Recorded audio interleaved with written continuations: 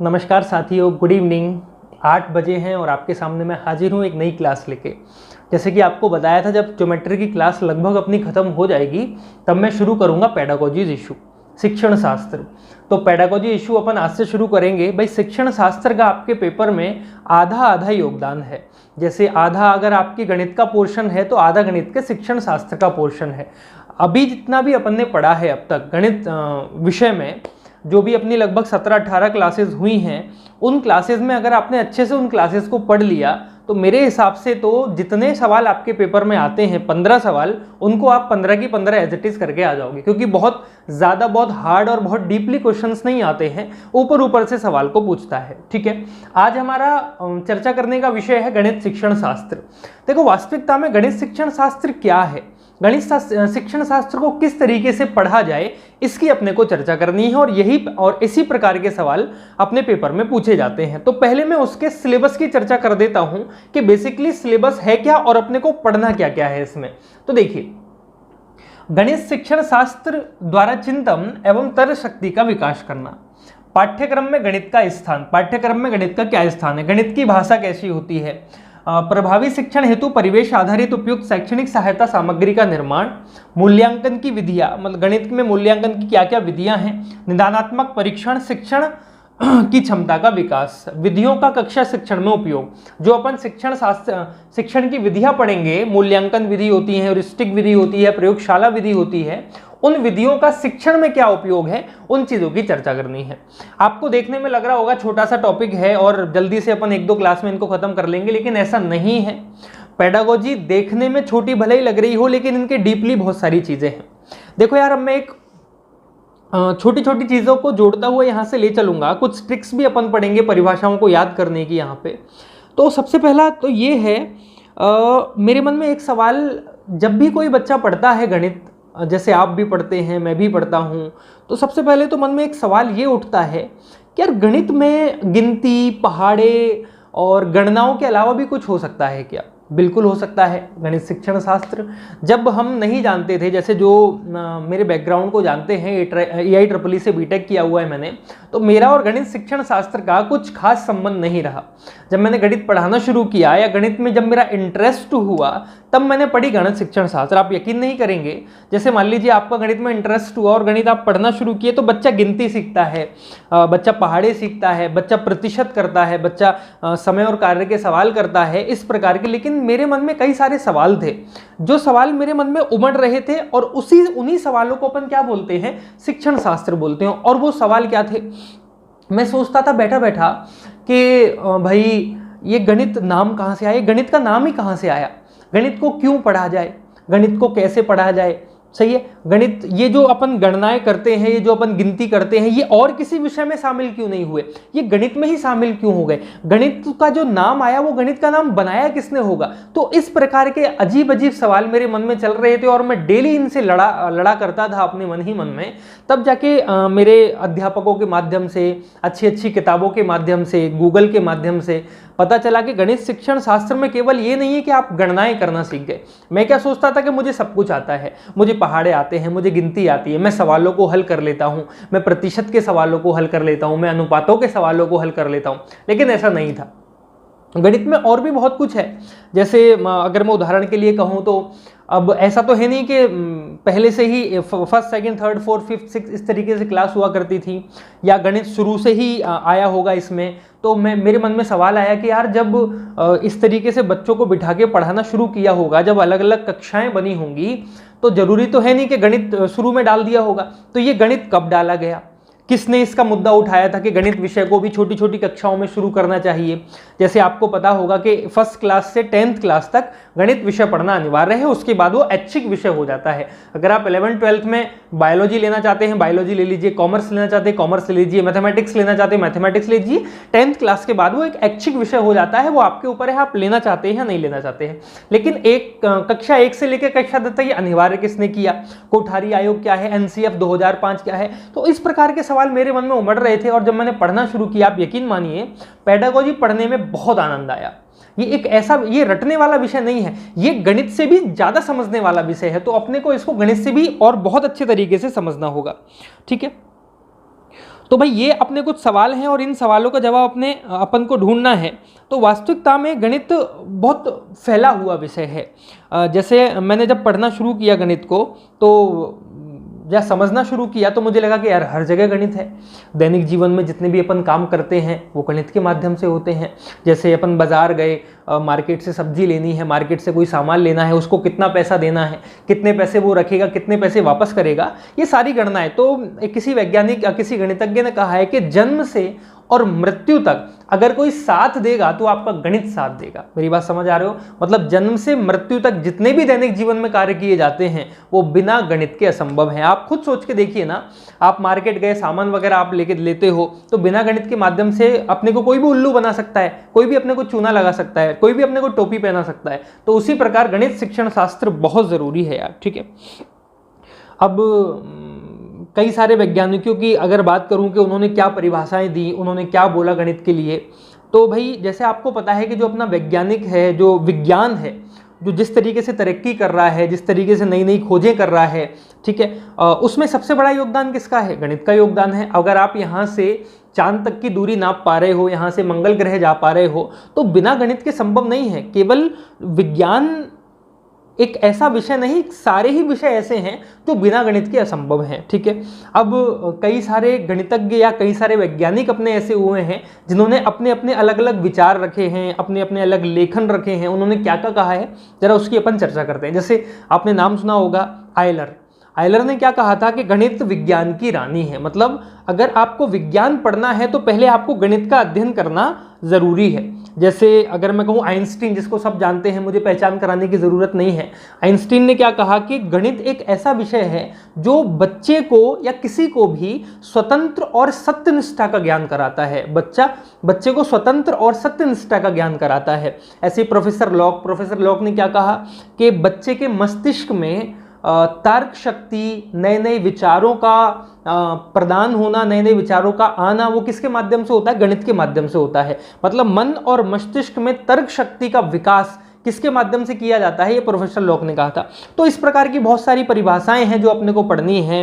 अलग अलग गणितज्ञों ने अपने अपने अलग अलग विचार रखे, वो परिभाषाएं भी पेपर में पूछी जाती हैं कि ये किसने कहा, ये गणित विज्ञान की रानी है, ये किसने कहा, प्लूटो जब आए थे तो प्लूटो ने क्या कहा। तो ये छोटे छोटे सवाल हैं और इन सवालों पर ही हमने अपने को आज चर्चा करनी है। तो ये तो आपको पता चल ही गया होगा कि जिस तरीके से मैं आपको बता रहा हूँ और जिस तरीके से मैंने अनुभव आपको बताया पढ़ने का या पढ़ाने का, तो गणित शिक्षण शास्त्र बहुत इंटरेस्टिंग है और इसको अपने को पूरे इंटरेस्ट के तरीके से ही पढ़ना है। तो सबसे पहले तो जो ये सिलेबस लिखा हुआ है यार, इसका स्क्रीनशॉट ले लीजिए एक बार आप जल्दी से, फिर मैं अपनी क्लास को आगे बढ़ाऊंगा, ठीक है।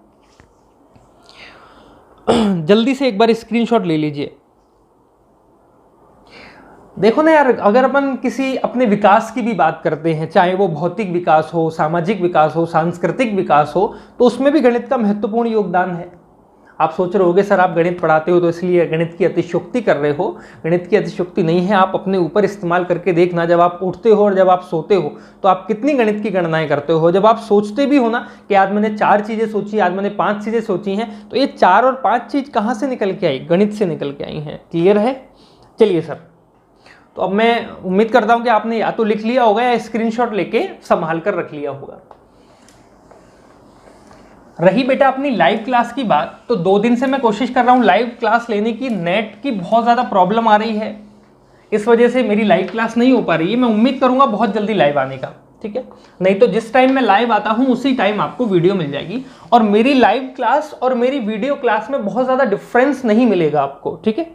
बस ये है कि यहाँ वहाँ मैं आपको पढ़ सकता हूँ, आपके मैसेजेस देख सकता हूँ, आपसे बात कर सकता हूँ। बात तो मैं अब भी आपसे कर रहा हूँ, वहीं आपके इतने सवाल वहाँ भी नहीं बनते हैं, आपके इतने सवाल यहाँ भी नहीं बन रहे हो। क्योंकि देखो बहुत सारे बच्चे आप में से ऐसे होंगे जो पहली बार पढ़ रहे हैं, उनको तो बहुत ही ज़्यादा मज़ा आ रहा होगा। बहुत से बच्चे ऐसे पढ़ रहे होंगे जिन्होंने कहीं पहले पढ़ रखी है और उनको यहाँ पे नई चीज़ सीखने को मिल जाएंगी। अब आप सोचते होगे सर जिस तरीके से गणित में ट्रिक होती हैं और आप गणित में ट्रिक बताते हो, उस तरीके से क्या शिक्षण शास्त्र में बिल्ट सब में ट्रिक होती हैं? बस बनानी आनी चाहिए अपने को, ठीक है।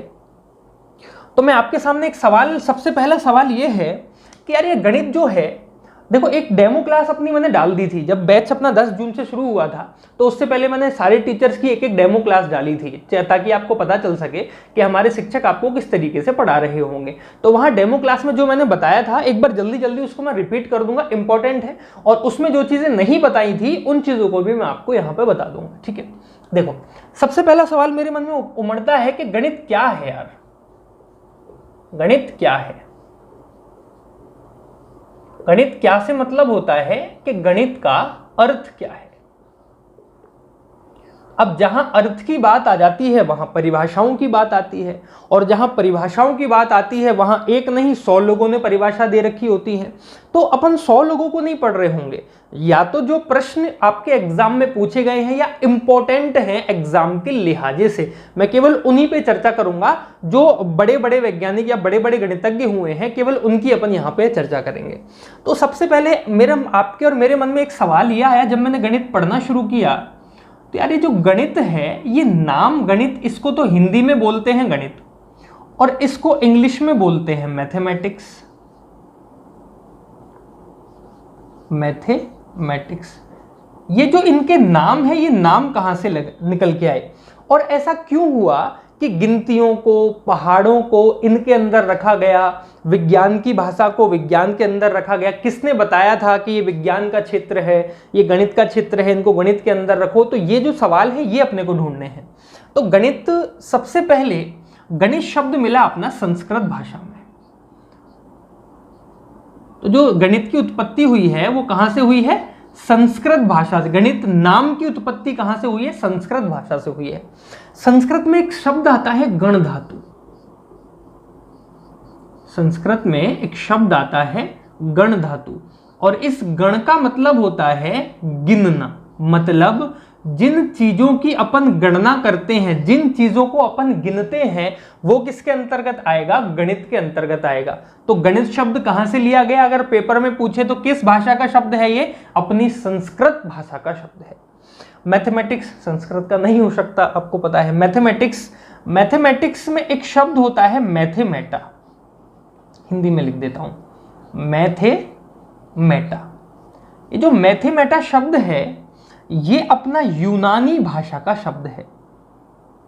ये अपनी बेटा यूनानी भाषा का शब्द है, या मैं कहूं यूनानी भाषा को ये लैटिन भाषा का शब्द है, लैटिन भाषा का शब्द। तो ये यूनानी शब्द है मैथेमेटा। बेसिकली मैथेमेटा का जो मतलब होता है वो होता है वह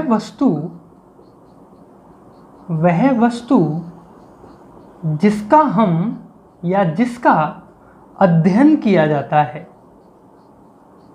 जिसका अध्ययन किया जाता है उसको अपन क्या बोलते हैं, मैथेमेटा बोलते हैं। मैथेमेटा का हिंदी अर्थ क्या है, वह वस्तु जिसका अध्ययन किया जाता है उसे क्या बोला गया, मैथेमेटा। तो अंग्रेजी का शब्द जो मैथमेटिक्स है वो एक यूनानी शब्द है, मैथेमेटा से निकल के आया है। और जो गणित का शब्द है वो एक संस्कृत शब्द है, संस्कृत भाषा से निकल के आया है। कहां से, गण धातु से, और इसका मतलब क्या होता है, गिनना। तो ये हो गई इनके नाम की बात। देखो यार, अलग अलग समय पे अलग अलग गणितज्ञों ने इस भाषा के अलग अलग नाम दिए हैं। जैसे जैसे अपनी व्यवस्थाएं आगे बढ़ती गई, मानव प्रकृति आगे बढ़ती गई, समाज बढ़ता गया, उस तरीके से इनके नाम भी बढ़ते गए। अगर मैं अलग अलग समय के अलग अलग नामों की बात करूं तो किसी समय में इसको गणित नहीं कहा जाता, इसको बोलते थे अपन गणनाओं का विज्ञान, गणनाओं का विज्ञान। फिर इसको नाम दिया गया दिशा का विज्ञान। किसी गणितज्ञ ने कहा कि ये दिशा का विज्ञान है, ये दिशा का बोध कराता है। किसी ने कहा कि ये मापन का विज्ञान है। किसी गणितज्ञ ने कहा कि ये माप और तोल का विज्ञान है, माप और तोल का विज्ञान है। इस तरीके से अलग अलग गणितज्ञों ने इसके अलग अलग नाम दिए हैं। किसी ने कहा ये चिंतन का विज्ञान है, किसी ने कहा कि तर्क शक्ति का विज्ञान है, मन और मस्तिष्क में तर्क शक्ति पैदा करता है। तो अलग अलग समय के अलग अलग गणितज्ञों ने गणित के अलग अलग नाम अपने हिसाब से रख दी, जैसा उनको अच्छा लगा। बेसिकली अपने को तो गणित और मैथमेटिक्स ही पढ़ना है। अब ये हो गई इसके नाम की बात। अब नाम के बाद आता है कि अलग इनकी परिभाषा क्या होगी, किस गणितज्ञ ने क्या परिभाषा दी होगी, किसने गणित के बारे में क्या कहा होगा, उस पर अपन जरा चर्चा कर लेते हैं। तो जैसा कि थोड़ी देर पहले मैंने आपको बताया था कि सबसे पहले आए थे आयलर, और आयलर ने कहा था कि गणित विज्ञान की रानी है, और कहा किस तरीके से था वो मैं आपको समझा देता हूं। देखो, उन्होंने कहा, किताबों में भी आपने एनसीईआरटी वगैरह में ये चीज देखी होगी कि मान लीजिए अपन ने कोई बीज डाला, मूल जिसको अपन बोलते हैं, और जो बीज अपन डाल रहे हैं वो है गणित का बीज, और जो इस बीज से पौधा बनेगा और पौधा पेड़ बनेगा, और जो पेड़ बड़ा होगा उस पेड़ को अपन क्या नाम देंगे, ये पेड़ होगा विज्ञान का पेड़। क्या होगा? विज्ञान का पेड़ होगा। तो अगर अपन बीज गणित का डाल रहे हैं तो पनप क्या रही है? विज्ञान पनप रही है। इसीलिए कहा जाता है कि विज्ञान गणित के बिना असंभव है, और गणित और विज्ञान की इस पूरी प्रोसेस को कहते हैं, इस पूरी प्रोसेस को कहते हैं ज्ञान का वृक्ष। क्या बोलते हैं अपन? ज्ञान का वृक्ष। आपने पढ़ा होगा नॉलेज ऑफ ट्री, इस पेड़ को नॉलेज ऑफ ट्री के नाम से भी जाना जाता है। यहां पे अपने सबसे पहले बेटा आयलर आए, और आयलर ने कहा कि जो गणित है वो विज्ञान की रानी है। गणित विज्ञान की रानी है। उनके कहने का मतलब था कि बिना गणित के विज्ञान असंभव है, निरर्थक है, निराकार है। बिना गणित के माध्यम से विज्ञान में नई खोजें नहीं की जा सकती, नया आविष्कार नहीं किया जा सकता। उसके बाद अगर मैं गणित की बात करूं तो आप सब जानते हैं कि अंक सबसे पहले आए, उसके बाद अक्षर आए, उसके बाद संकेत आए। तो इनको मिला के गणित का सबसे पहला टॉपिक, जैसे आपने अपने सिलेबस में भी देखा होगा, आपके पास कोई गणित की किताब हो तो उसको खोल के देखना कि सबसे पहला टॉपिक गणित में लिखा रहता है संख्या पद्धति। देखा होगा आपने, क्या लिखा रहता है? संख्या पद्धति। तो बेसिकली संख्या पद्धति गणित का सबसे पहला टॉपिक नहीं है। अगर मैं सबसे पहले टॉपिक की बात करूं तो संख्या पद्धति से पहले भी गणित थी। किसके नाम से? अंकों के नाम से। किसके नाम से? अक्षर के नाम से। किसके नाम से? संकेतों के नाम से। और इन तीनों को मिला के एक ऐसा शास्त्र बनाया गया, या एक ऐसी पद्धति बनाई गई जिसको अपन क्या बोलते हैं? संख्या पद्धति। तो संख्या पद्धति से पहले भी गणित थी जिसको अंक, अक्षर और संकेत के नाम से जाना जाता था। अब संख्या पद्धति क्या है? संख्या पद्धति की अगर मैं परिभाषा दूं आपको तो एक ऐसी पद्धति जिसके द्वारा गणित की विभिन्न शाखाओं का निर्माण हुआ। जो अपन पढ़ते हैं प्रतिशत, अनुपात, मिश्रण, ज्यामिति, रेखा गणित, जो भी अपन पढ़ते हैं वो कहां से निकल के आई? संख्या पद्धति से निकल के आई। ठीक है भाई। इन तीनों को मिला के एक ऐसी पद्धति तैयार की जिसको अपन संख्या पद्धति बोलते हैं। संख्या पद्धति क्या है? एक ऐसी पद्धति या एक ऐसा शास्त्र जिसके द्वारा गणित की विभिन्न शाखाओं का निर्माण हुआ, उसको अपन बोलेंगे संख्या पद्धति। ठीक है। उसके बाद परिभाषा में अगर मैं मेन और इंपॉर्टेंट की बात करूं तो बात आती है प्लूटो की। प्लूटो फेमस हुए थे अपने समय में बहुत ज्यादा, क्योंकि उन्होंने कुछ विवादित टिप्पणियां भी की थी और बहुत सारी चीजें ऐसी भी की थी जो समाज के विरुद्ध हो, और गणित के बारे में तो उन्होंने बहुत कुछ कहा ही था, जैसे कि आप जानते हैं। तो अगर मैं प्लूटो की बात करूं तो प्लूटो ने, ध्यान रखिएगा, सवाल पूछता है कि मानसिक अनुशासन का सिद्धांत किसने दिया? मानसिक अनुशासन का सिद्धांत। सिद्धांत ऐसे लिखते हैं ना, मानसिक अनुशासन का सिद्धांत। तो ध्यान रखिएगा, मानसिक अनुशासन का सिद्धांत के संदर्भ में कौन खड़ा हुआ? प्लूटो खड़ा हुआ। प्लूटो ने मानसिक अनुशासन का सिद्धांत दिया। इसने क्या काम किया? प्लूटो ने बेटा एक स्कूल खोला, और जैसे आप देखते हो ना स्कूल के बाहर जो बड़े बड़े स्कूल्स होते हैं उनके बाहर बोर्ड लगे हुए होते हैं, और उन बोर्ड पे स्कूल के नाम लिखे हुए होते हैं। तो इन प्लूटो साहब ने क्या काम किया?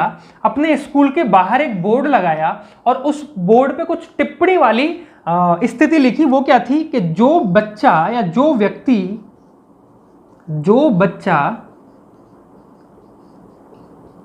रेखा गणित नहीं समझ सकता,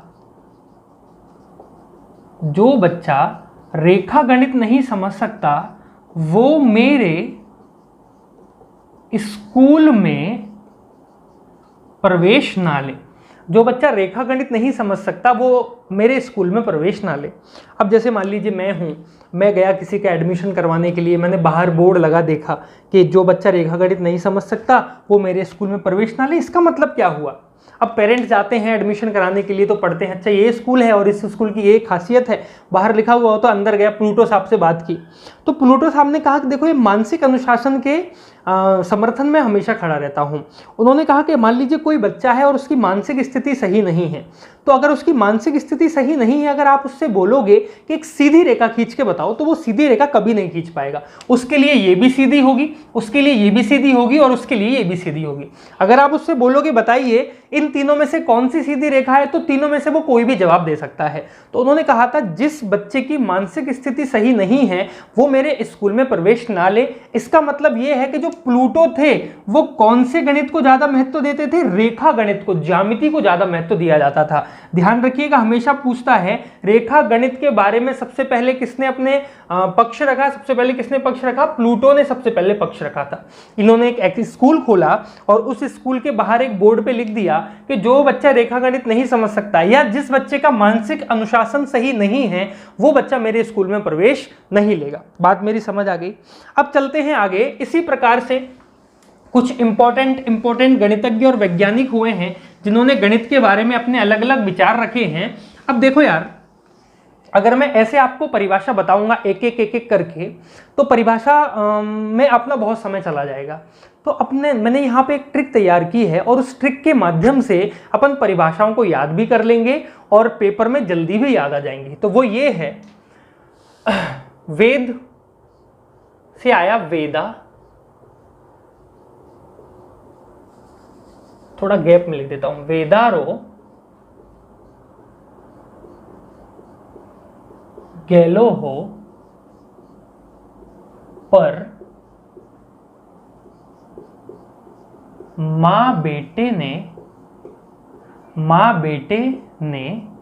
लॉक लगा दिया। यहां लिख रहा हूं, दिख रहा है ना? हाँ, वेदारो गेलो हो पर मां बेटे ने लॉक लगा दिया। एक बार इस ट्रिक को जल्दी से पढ़ लीजिए और 2-3 बार मन में बोल लीजिए, वेदारो गेलो हो पर माँ बेटे ने लॉक लगा दिया। एक बार दोबारा बोलो, वेदारो गेलो हो पर माँ बेटे ने लॉक लगा दिया।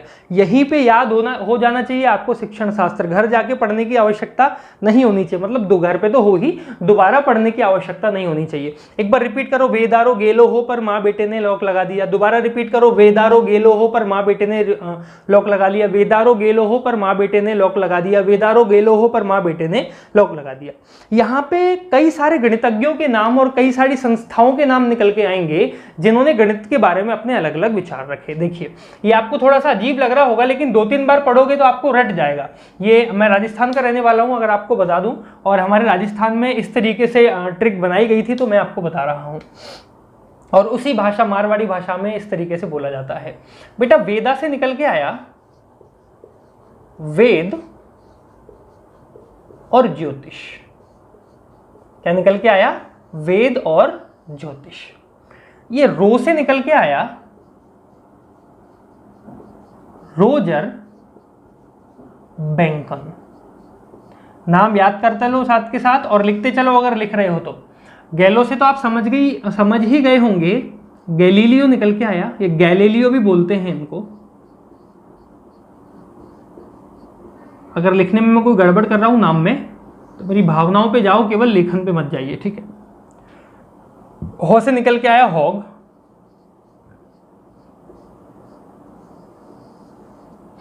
पर तो आप जानते ही हैं, अभी अपन ने पढ़ा प्लूटो जी, मानसिक अनुशासन का सिद्धांत दिया। उसके बाद मां से आता है मार्शल या एच स्टोन, कुछ भी बोल लीजिए, मार्शल एच स्टोन। उसके बाद जी बेटे से आता है बर्ट्रेंड रसेल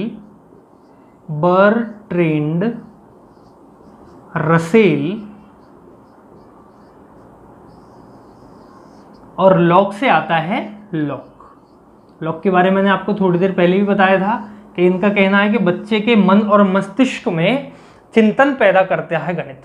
तो ये कुछ अलग अलग समय पे अलग अलग गणितज्ञ हुए हैं, जैसे वेद और ज्योतिष तो आप जानते ही हैं, सनातन धर्म से जुड़े हुए हैं। वेद और ज्योतिष में गणित का क्या महत्व है, इन्होंने गणित के बारे में क्या कहा, इन सब ने गणित के बारे में क्या क्या विचार रखे, जरा अपन उसकी चर्चा करते हैं। तो देखो भाई, सबसे पहले मैं बात करता हूं वेद और ज्योतिष की।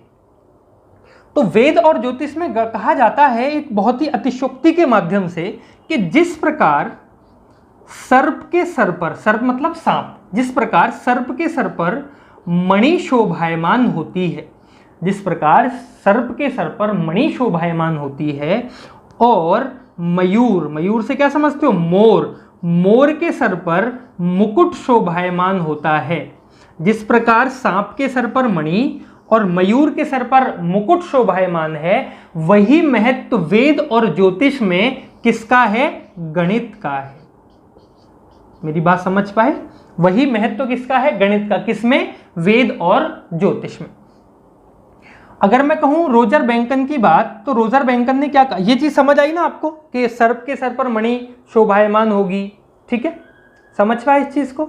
देखो रोजर बैंकन ने क्या कहा कि जो गणित विषय है वो विज्ञान की रानी है। आयलर ने भी कहा था, इन्होंने भी उसका समर्थन किया था। इन्होंने कहा था गणित एक ऐसा विषय है जो विज्ञान की कुंजी और उसका सिंह द्वार है।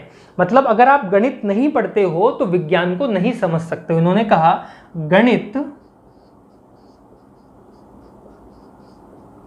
विज्ञान की कुंजी मतलब की अथवा सिंह द्वार है। देखने में यार ऐसे लिखते हैं ना, सिंह द्वार है। जो गणित है वो विज्ञान की कुंजी अथवा सिंह द्वार है। फिर आए अपने गैलीलियो। गैलीलियो ने और भी बढ़ा चढ़ा के बात की कि इन्होंने कहा परमेश्वर ने, और ये मैं अपने मन से नहीं बता रहा हूं, ये ऑथेंटिक किताबों में परिभाषाएं लिखी हुई हैं, परमेश्वर ने गणित में पूरा ब्रह्मांड लिख दिया। परमेश्वर ने गणित में पूरा ब्रह्मांड लिख दिया। इनका मतलब यह था कि अगर आप गणित पढ़ लेते हो तो आपको और कोई दूसरा विषय पढ़ने की आवश्यकता नहीं है। मतलब गणित में ईश्वर ने पूरा की पूरा ब्रह्मांड लिख दिया। अरे वायर निकल के आ रहा है यार नीचे से, इसको जरा सही करो ना। ये जो वायर है अपना, ये निकल के आ गया था अभी। बेटा एक बार रिपीट कर लीजिए जल्दी से,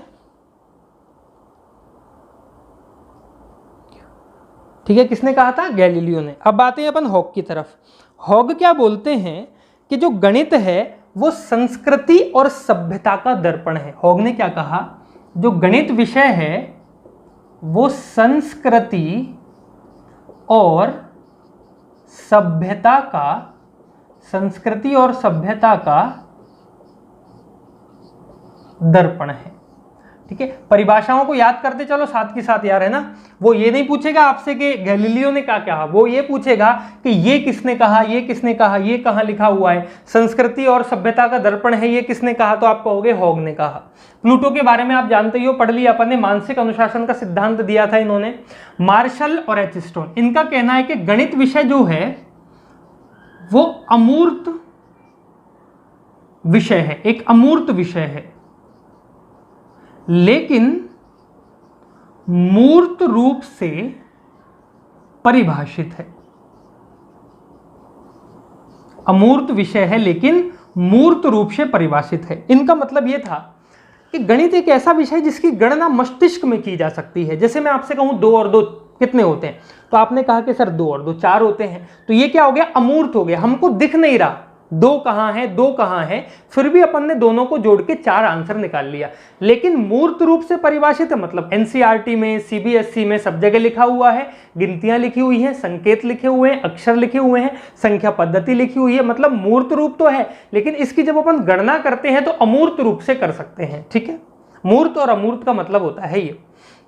बर्ट्रैंड रसेल, इनका कहना था कि जब अपन गणित पढ़ते हैं तो मुझे यही समझ नहीं आता कि आप किस बारे में बात कर रहे हो। ये 2 क्या है, 4 क्या है, 6 क्या है, 10 क्या है, ये एक ऐसी विज्ञान है जिसके बारे में पता लगाना असंभव है कि सही भी है या गलत है। आप सोच के देखिएगा, घर पे जाओ, अगर अपने को बचपन से गणित नहीं पढ़ाई जाती और आपको अचानक से बता दिया जाता कि 2 और 2 4 होते हैं, तो आप सवाल खड़ा कर सकते, नहीं नहीं आप गलत बता रहे हो। लेकिन बचपन से अपने ब्लड में है, अपने डीएनए में गणित घुस चुका है, जो गिनती है वो अपने डीएनए में घुस चुकी है, इसलिए अपने को लगता है कि सब सही है। लेकिन ये पहले ऐसे गणितज्ञ थे जो खड़े हुए, उन्होंने कहा था कि हमको यही नहीं पता जब अपन गणित पढ़ते हैं तो हम किस बारे में बात कर रहे हैं, और जिस बारे में बात कर रहे हैं वो कैसी बात कर रहे हैं, ये सही भी है या नहीं है, ये सही भी है या नहीं है। उसके बाद आखिरी बच गए अपने लॉक। जैसे मान लीजिए कोई बच्चा है छोटा, दिख रहा है ना बेटा, लाइट चली गई। जैसे कोई छोटा बच्चा है और उस छोटे बच्चे को आपने एक कमरे में बंद कर दिया और बाहर से आपने लॉक लगा दिया, तो आप बच्चा क्या करेगा, गेट को खोलने की कोशिश करेगा। मान लो उसमें एक ही गेट है तो गेट को खटखटाएगा, मान लीजिए गेट कोई नहीं खोल रहा तो बैठेगा और सोचेगा कि यार गेट किस तरीके से खुला जाए, मुझे बाहर इस कमरे से निकलना है। तो उसने अपने मन और मस्तिष्क में क्या किया, चिंतन पैदा किया। तो वो कह रहे थे कि गणित के माध्यम से एक बच्चे के मन और मस्तिष्क में चिंतन पैदा होता है। बच्चे के मन और मस्तिष्क में चिंतन पैदा होता है, किसके माध्यम से, गणित के माध्यम से। तो ये थे अपने कुछ गणित शिक्षण शास्त्र में वो लोग जो इंपॉर्टेंट थे और पेपर में अक्सर पूछे जाते हैं। इनके अलावा भी बहुत सारे गणितज्ञ, बहुत सारे वैज्ञानिक ऐसे हुए हैं जिन्होंने गणित के बारे में अलग अलग अपने विचार रखे हैं, अलग अलग परिभाषाएं दी हैं। उनको पढ़ना इतना जरूरी नहीं था। मैंने आपका एग्जाम देखा वर्ग 2 का, वर्ग 3 का, उसमें जिस तरीके से क्वेश्चन पूछे जाते थे वो क्वेश्चन यही है। अब ये हुआ अपना पहला टॉपिक। जैसे कि मैंने आपको बताया था कि कुछ 3-4 सवाल हैं अपने, और उन 3-4 सवालों का जवाब अपने को ढूंढना है। तो पहला सवाल अपना हुआ, गणित क्या है। मतलब गणित क्या है से मतलब गणित का अर्थ क्या है, और अर्थ की जहां पर बात आ जाती है वहां पे परिभाषा की बात आती है। कल अपन पढ़ेंगे गणित क्यों पढ़ा जाए, गणित को क्यों पढ़ाया जाए, गणित पाठ्यक्रम में क्यों आया, किसने कहा था कि गणित को पाठ्यक्रम में 1 से 10 तक लाइए और उसके बाद इसको ऐच्छिक विषय कर दीजिए, किसने सहमति दी थी। ठीक है, तो उसकी चर्चा अपन कल की क्लास में करेंगे। ठीक है, अब भाई छोटी छोटी क्लास है, 4, 6, 10 क्लासों में अपनी पेडागोजी खत्म हो जाएगी। उसके बाद सवालों पे चर्चा करेंगे, आपके जो पुराने पेपर थे उसको भी सॉल्व करेंगे।